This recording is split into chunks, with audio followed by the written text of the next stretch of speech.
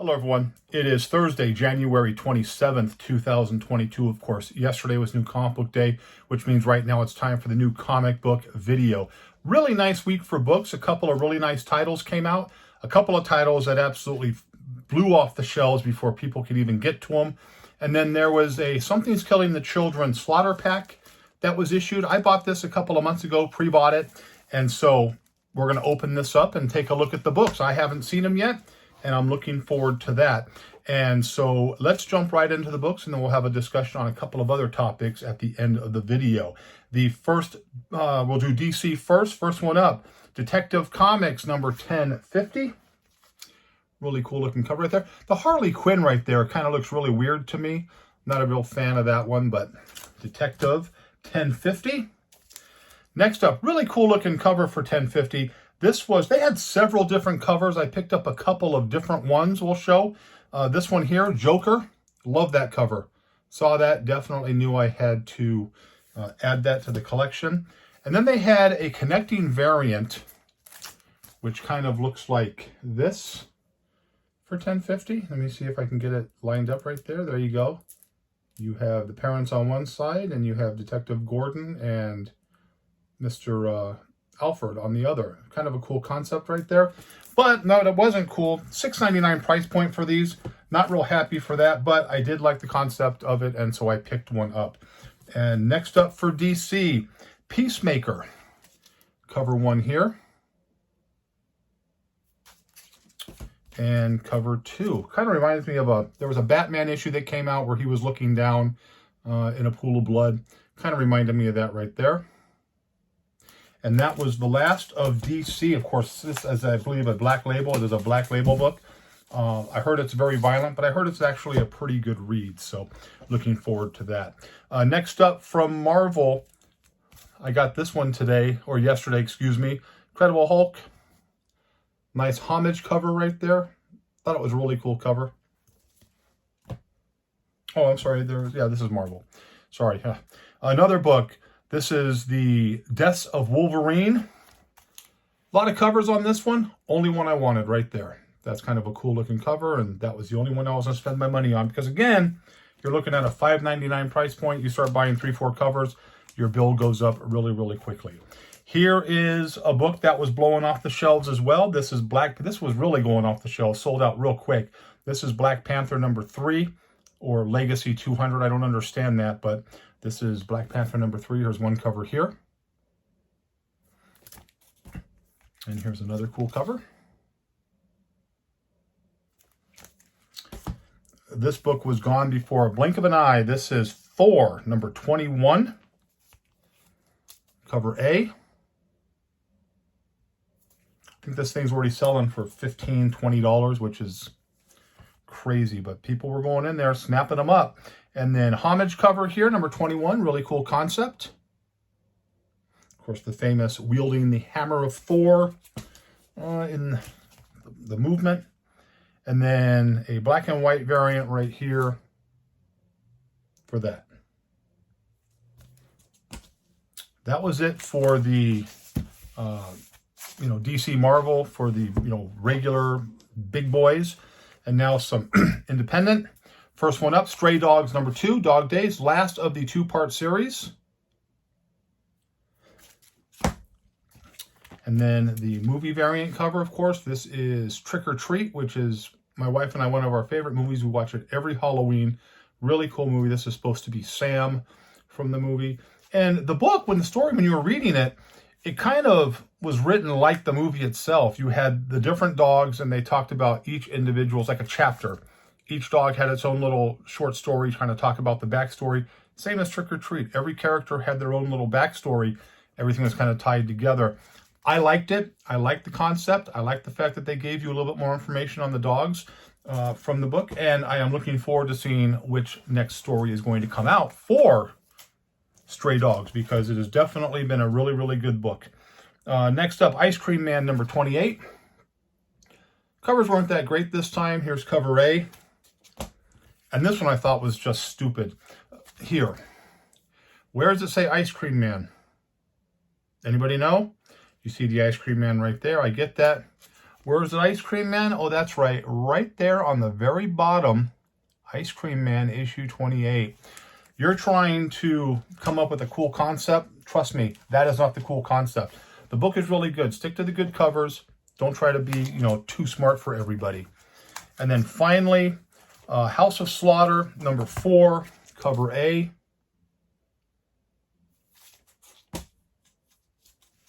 Right here.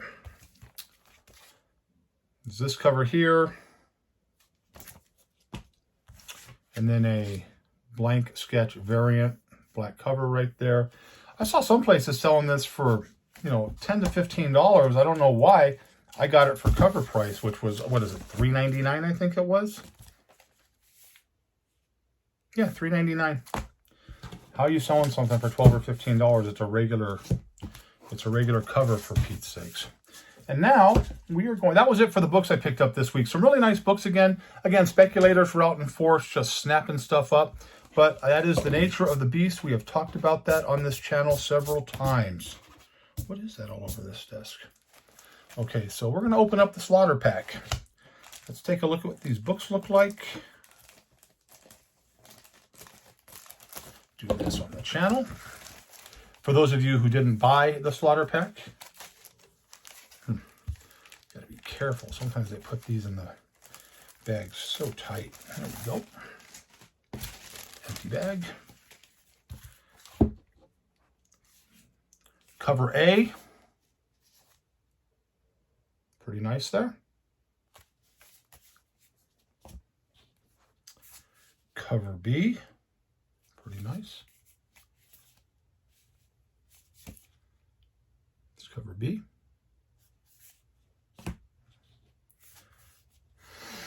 Cover C, not too great. I'm not wild about that one there. The first two were nice. This one's not all that fantastic. Cover D is pretty nice.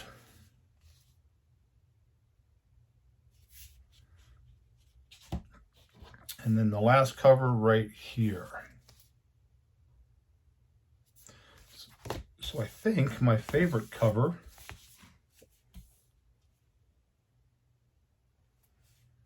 I think I'm going to go with this one. That's my favorite cover of the pack. Slaughter pack was $40. You get 5 books for $40, which is pretty much the same. This is 1 through 5. They're going to do a bunch of other ones, I heard. I don't know if I'm going to buy the other ones. I am a giant fan of Something's Killing the Children, as we know on this channel, because I have been on that since before day one. There is that. That's pretty much all we had for the new comic book pickups. If you watched the video and you saw on the Instagram page, which is Arkham Garage Comics on Instagram, I did a sneak peek today of the garage setup. I let people come in. They made, they said, yeah, I'll come in. I opened it up to like 10 people, and, spots filled up pretty good. And so I, brought people in and let them look at the ideas that I had, look at the setup, which when next time I do the setup, I will take a picture and put it on the Instagram page, or I might even do a video from inside the garage, because a lot of people enjoyed that the last time I did it. Did really well. People seem to like it. Sold some books.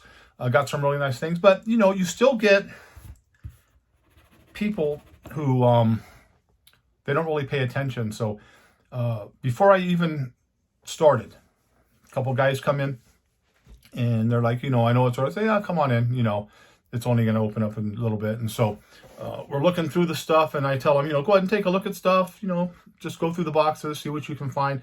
They are not set up in any particular order. If you know my style, I like to put books in boxes and let people dig through, because the longer they stay and dig through the boxes to find things, they might find something else that they didn't know they wanted, and they grab it.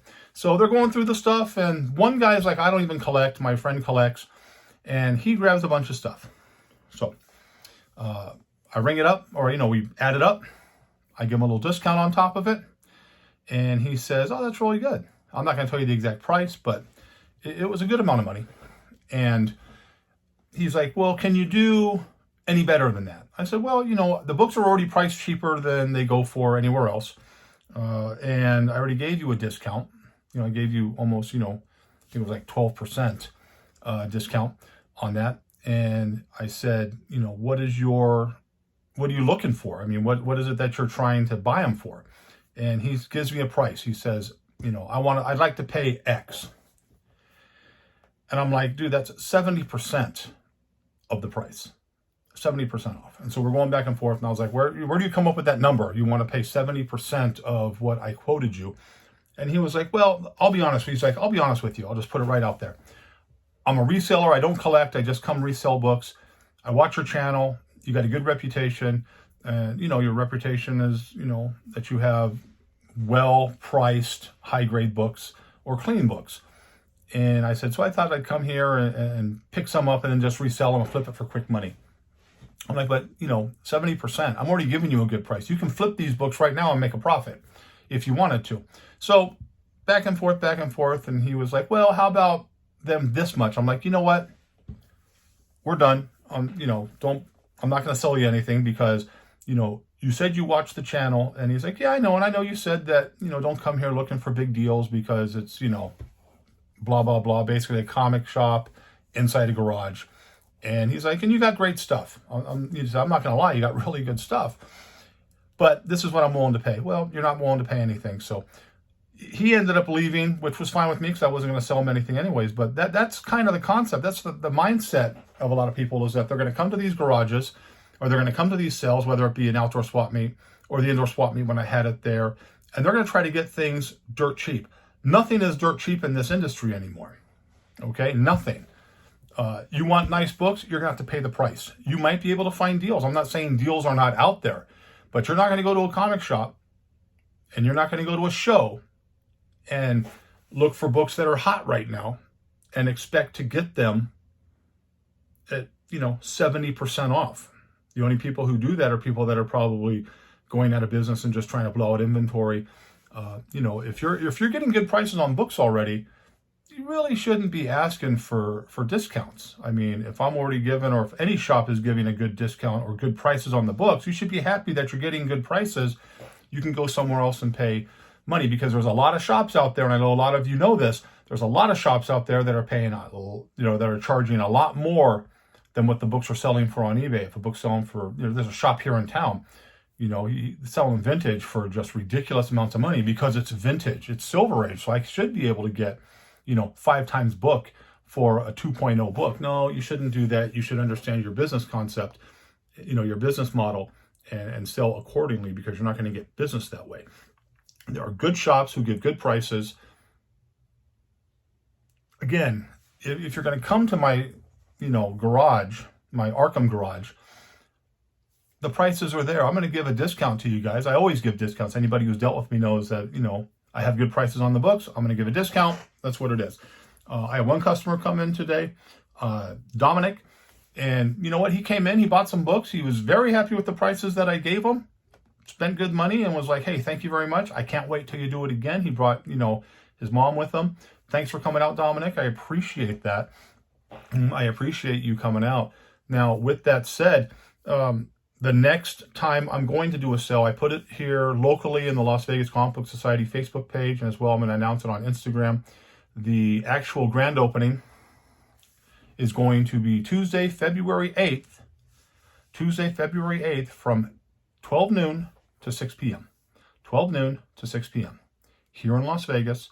If you're interested, leave a message on the video here, or you can contact me. If you have my number, just send me an email and I'll give you the address, or you can contact me through the Instagram page or through the Las Vegas Comic Book Society page, where you can leave a message on the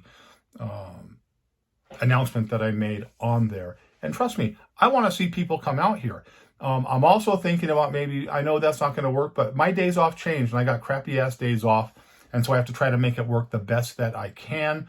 I am also thinking about maybe doing appointments. If you want an appointment where you can come in, hour and a half and take a look at things, we might be able to do that down the road, but I'm not going to do anything until my grand opening, or my first official day, which is going to be Tuesday, February 8th, the day after my birthday. I'm going to be 55.